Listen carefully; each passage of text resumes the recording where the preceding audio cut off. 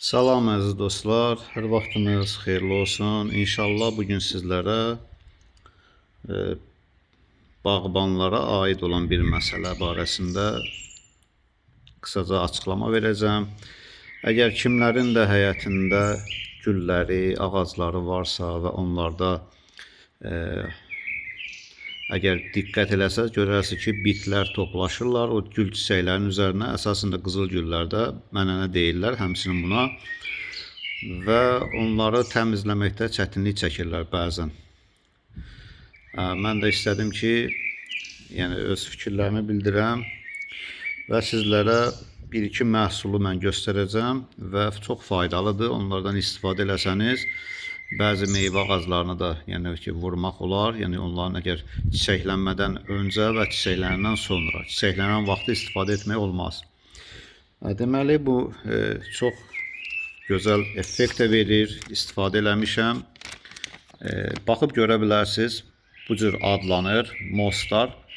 Amma çox təhlükəlidir. Bir balaca gərək diqqət eləyəsiniz. İstifadə etməmişdən öncə, istifadə etdiyiniz zaman da həmçinin yəni bunun üzərində nə şəkildə istifadə etmək lazımdır və nələri gərək hansı qaydalara yəni əməl edilməlidir, tövsiyələr var. Yəni ki, zəhərlənə bilərsiniz, ağzınızı, gözünüzü qoruyun. Ümumiyyətlə, küləkli havada, yağışlı havada istifadə eləməyin. Yəni ki, sizə tərəf gələ bilər və kəskin zəhərlənə bilərsiniz. Bu da sonra sizdə ciddi problemlər yarada bilər. Ona görə üzərində oxuyub, ondan sonra istifadə eləmək lazımdır.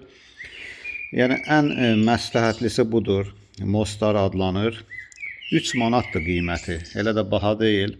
Yəni ki, baytarlıq dükanlarında bunu ala bilərsiniz. Və bir başqaları da var. Yəni, ən məsləhətlisi budur. Yəni, üzərində də onun qaydası yazılıb. Yəni, böcək üçün ilacdır. Yəni ki, həşaratlar üçün, gülə, çiçəyə toplaşan həşaratlar üçün. Bu adı Mostardır. Deməli, 10 litrə bir xörək qaşığı əlavə edirsiniz. 10 litr suya bir xörək qaşığı əlavə edirsiniz. Və bunu inşallah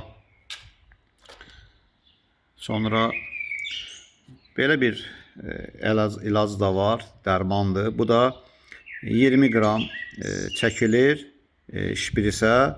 Bu da əlavə edilir.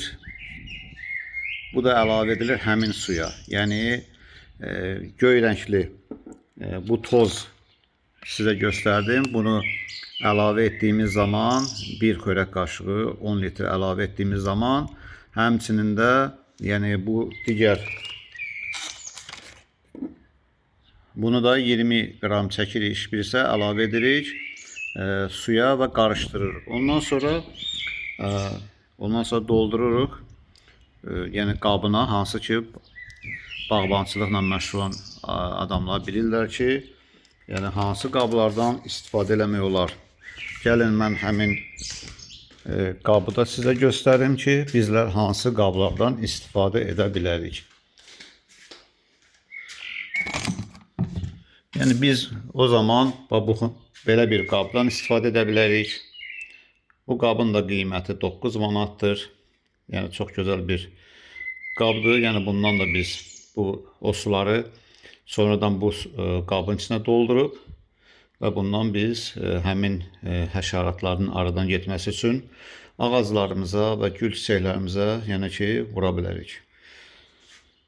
İstədim ki, yəni bu videoda sizlərə nə şəkildə istifadə edilməsinin qaydasını başa salam. İnşallah yəqin ki, faydalı olacaqdır. Əgər bu videonu bəyənsəniz, inşallah like düyməsini basarsınız və öz fikirlərinizi də bildirə bilərsiniz. Allah'a əmanət olun.